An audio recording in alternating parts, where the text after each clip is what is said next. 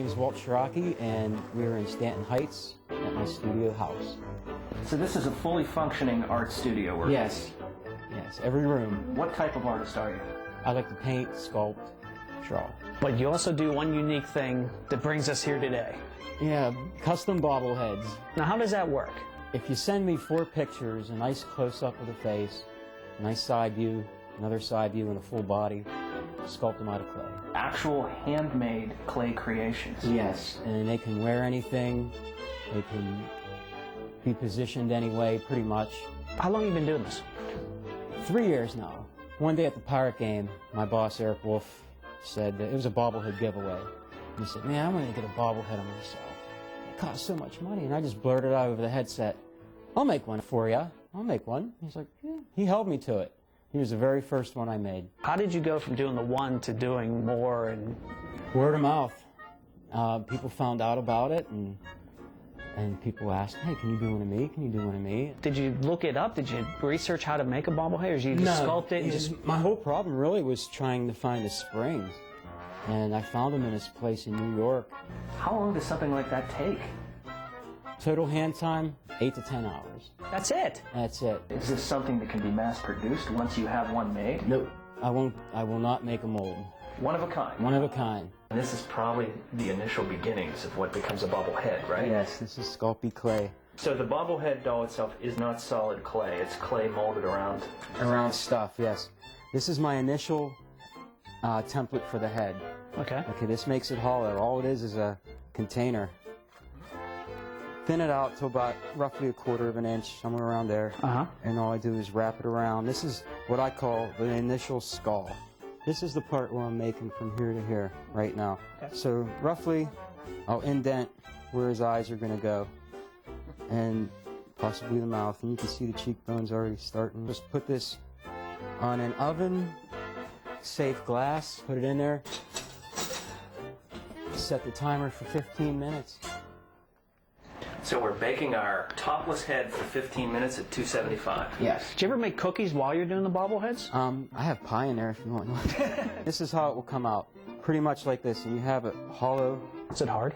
Yeah. Okay. Head on, simulated hair. Yes. On top of that, right? Yes. After you do that, it bakes again. Yes. Okay. And see, as you can see, I added more of a chin on this one, and it's still bobbling. After I get to this point, I start adding the lips, and there will be more cheekbone and the chin and the eyebrows, and then it'll look something like this. And then once that part's baked, then I'll start to add eyes and hair. And this is where this would fall, and as you can see, it's really starting to look like the guy. Okay. The next step would be sanding and carving without the ears on. Can't make an omelet without breaking a few ears. That's Here's his glasses, so I'm going to test them to make sure they fit, because if they don't, I'm going to have to do some sanding and scraping.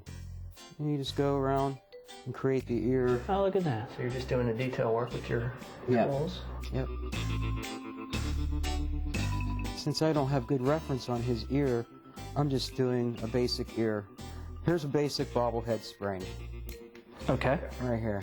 And this is a 3/8 inch dowel rod. And it just goes right in like that. What I'll do eventually is secure this with like a glue putty. Okay. Once I find out, where it's at on the head. So if I hold it up, and you can see, okay, so now I have to maneuver it a little bit. There you go, that's pretty straight. So you look for the part where there's balance and it's nice and straight. Yes, so you put foil on it, the shape of a body. The next step would be to actually make the base. What I will do is just set it right on here like that. Then I'll add some feet.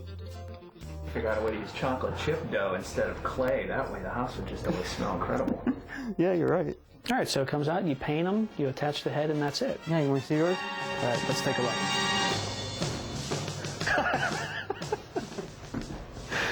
Look at this. Look at this. So I used your Tiki Mask logos for your hockey jerseys because I figured that would be kind of different. The total turnaround for this process is generally 2 weeks. Yeah, I give a 2-week window. Someone submits photos to you, 2 weeks later they could have like us Yes. the finished product. Or sooner, depending on what I have in-house.